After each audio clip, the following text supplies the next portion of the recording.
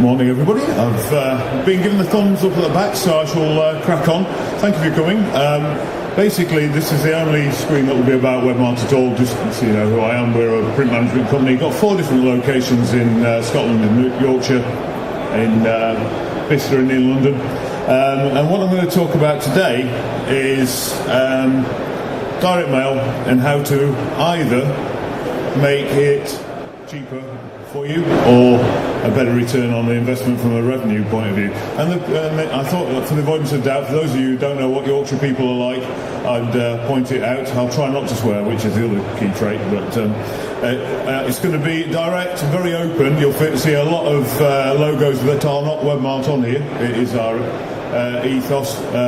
There's a lot of fantastic people who will provide print, mailing services, data services for you that are not us. And I've brought this presentation in collaboration with them, so they've got their faces on here. And there's a bit good old lump of common sense in here. Now, I never assume. One thing I always say to people at Webmarteer, never assume. So there'll be things in here you may have seen, may have heard of before, but there'll be people in here that haven't, and hopefully there'll be a bit of new stuff that none of you are aware of. And as I rather like to put it, people from Yorkshire are frugal. We don't like waste. We don't like wasted time, like wasted effort, wasted words. My wife, who is a southerner, calls me tight. So I thought I'd cover both angles off, so it depends whether you're from the God's own county or from local to here as to whether you choose the former or the latter descriptor.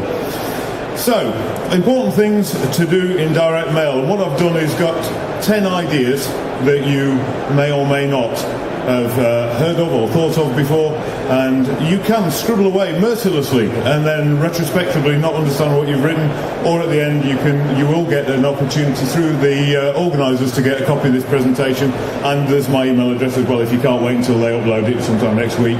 So feel free. There's URLs in here as well which make it quite difficult to scribble down, so you may want to just sit back, relax, enjoy the experience rather than frantically use your Bics.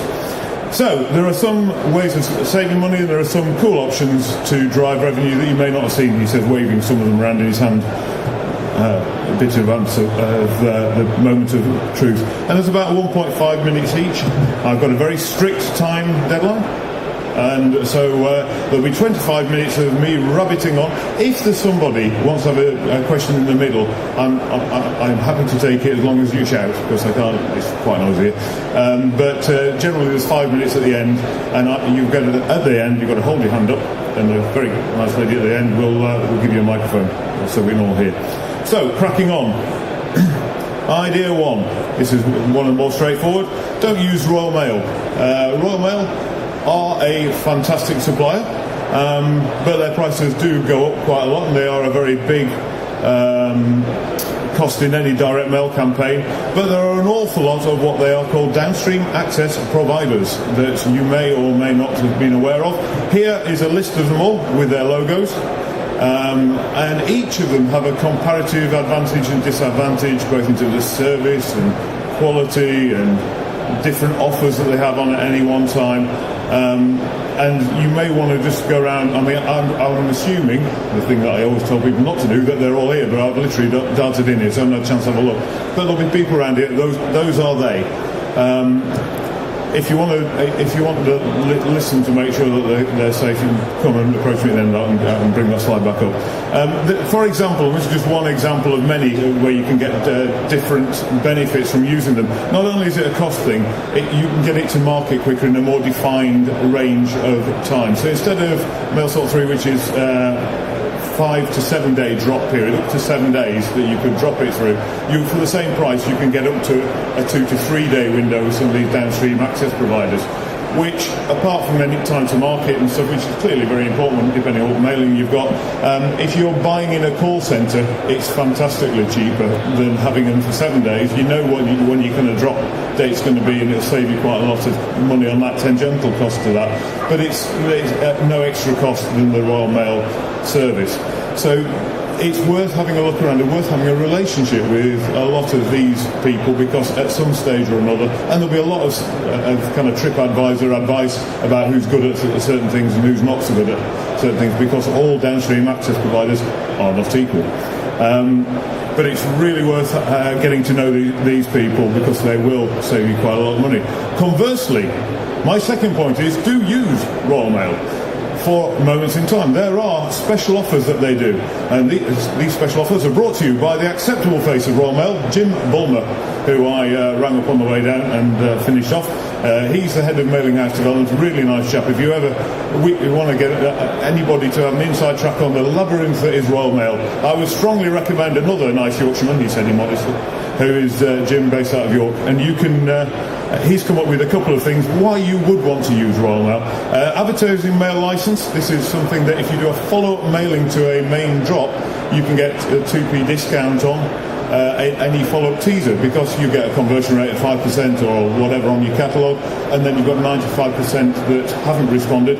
Quite often a reactivation mailer straight after that will give you a similar kind of response, and they now discount that if it's a follow-up. There are certain regulations that you have to get, not really tricky actually, they're quite liberal, and that will save you quite a lot of money if you do any follow-ups to your main drops. There is a URL on there which tells you all about it. Idea 3, 24 minutes left.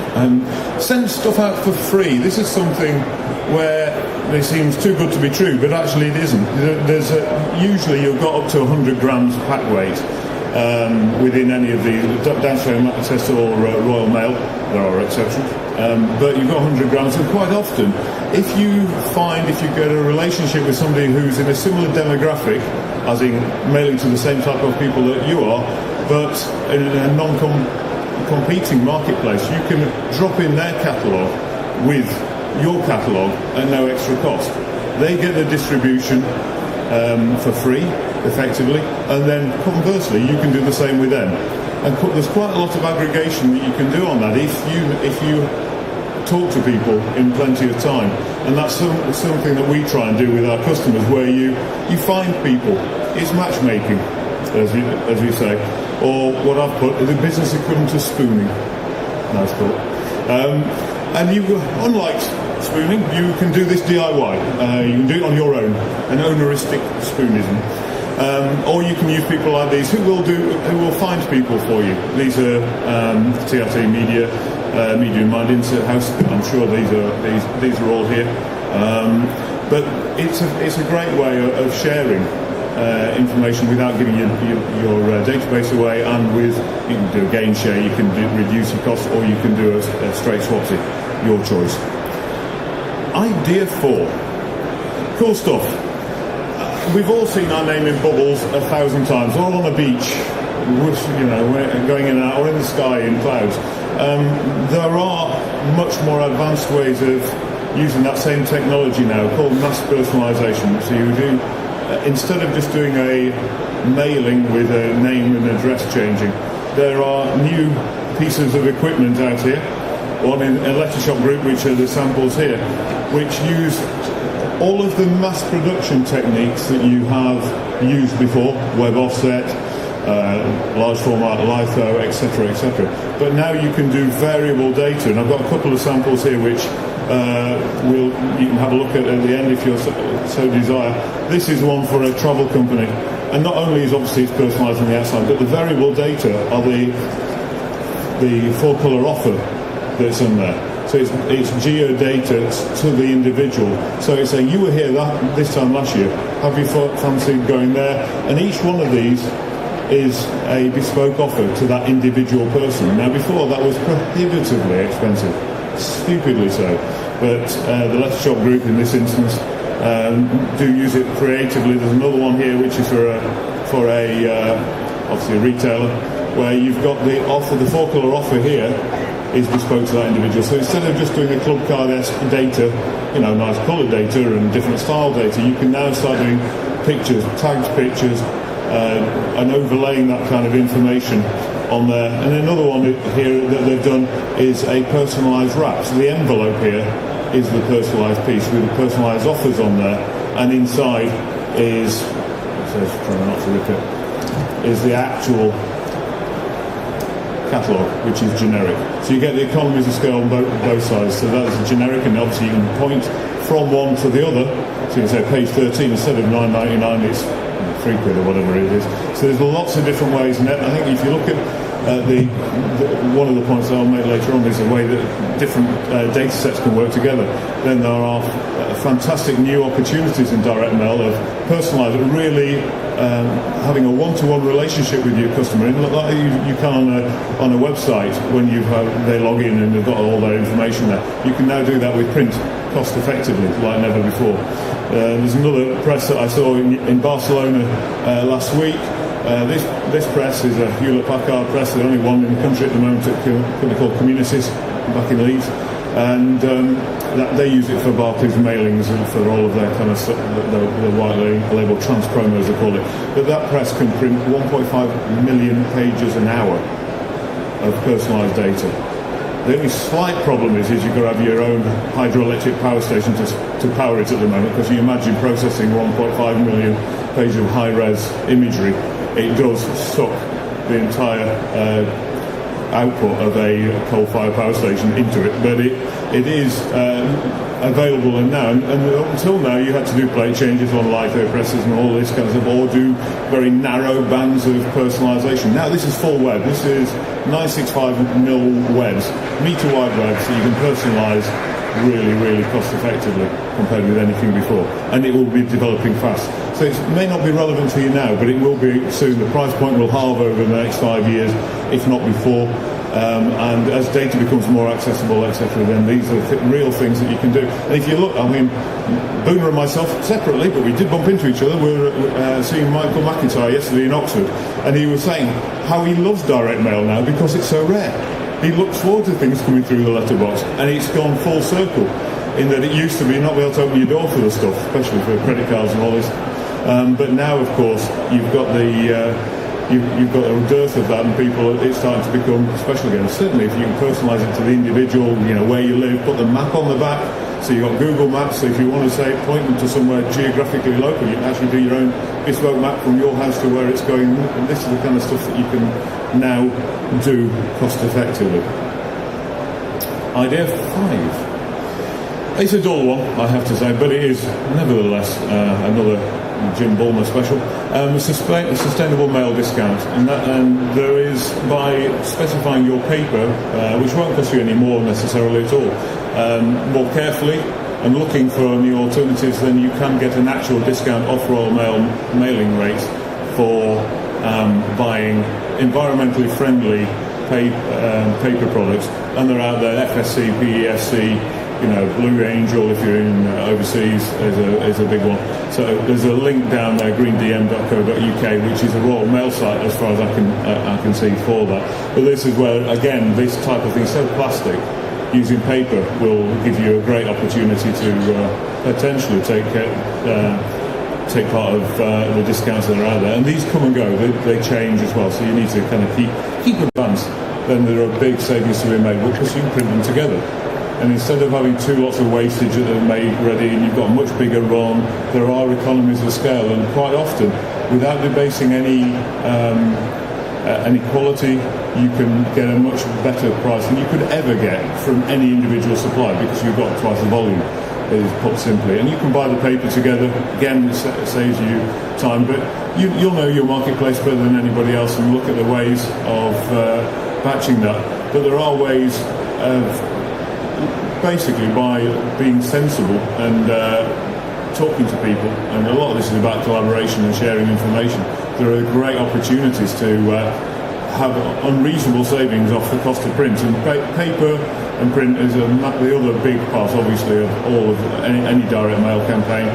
Paper is more or less at a 15-year low. It doesn't feel like it, I'm afraid. But back in 1987, I did an air tours job, and it was £1,000 a tonne. At the moment, that same paper is about £600 a tonne, up from £550 in the absolute low point. So there is quite a way up, and most paper people are losing money.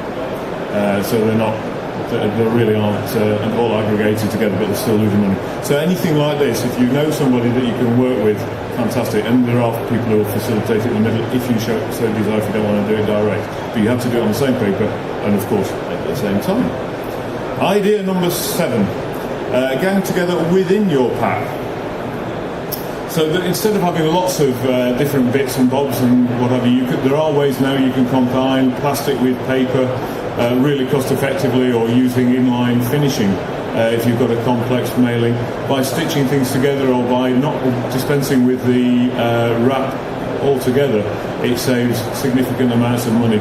And the most we've found, if you wanted to either bundle together with somebody else's work or bring yours together, you can do up to 12 inserts in one pack. As long as it's under 100 grams, it doesn't make a material difference to the overall cost. But there are, for each individual piece that you print, typically there is a make-ready cost, a cost to setting it up, and that you can get rid of if you can combine them together. And there's a point I'm just coming on to that there's a lot of advice out there of how to. You don't have to be experts. There's a lot of untapped opportunity out there to ask people. But these are the kind of areas that we've found where you've got a separate reply paid envelope and then a carrier card with the address label on it, and then you've got an order form in there. That can be one really cost effectively. Without losing any of the response rate, you've got people. Actually, it's more easy for them to use, and you get a saving from manufacturing. You quite often get a saving from your mailing house and your mailing cost as well.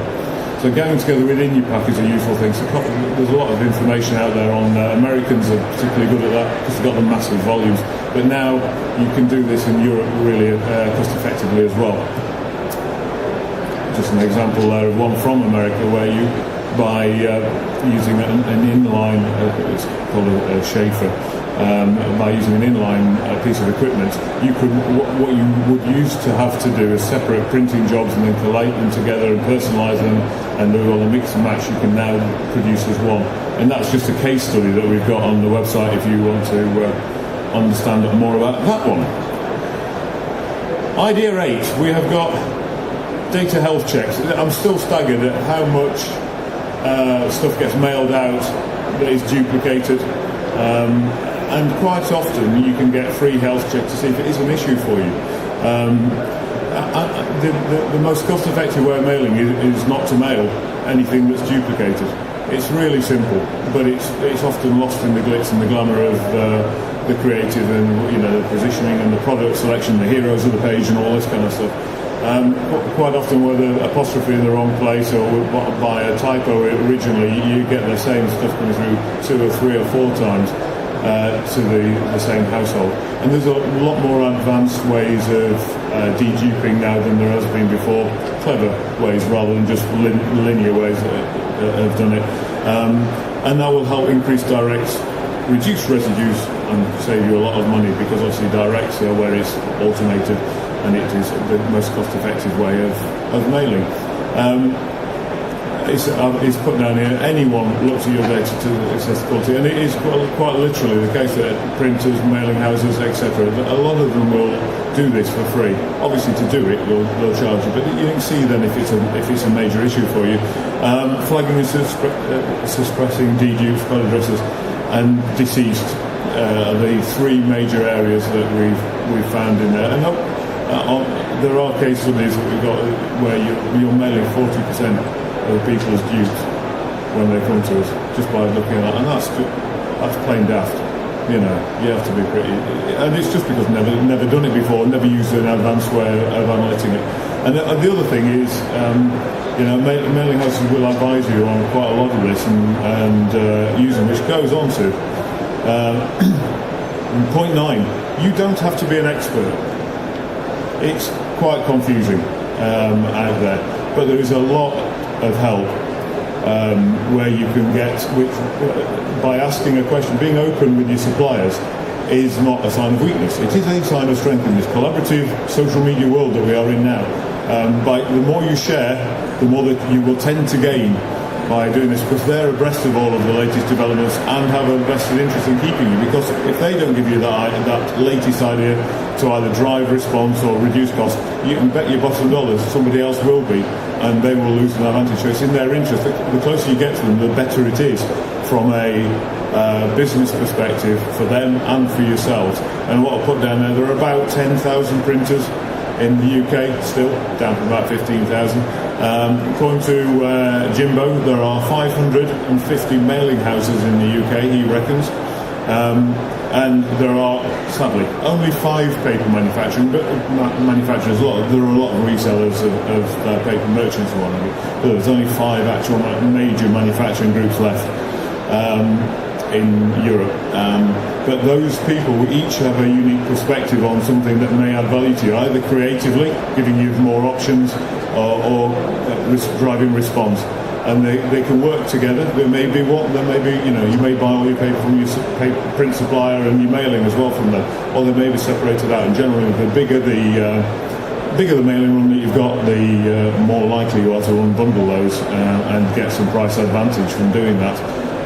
But they each have a unique perspective, and if you ask, as I put it down here, you often do have to ask though.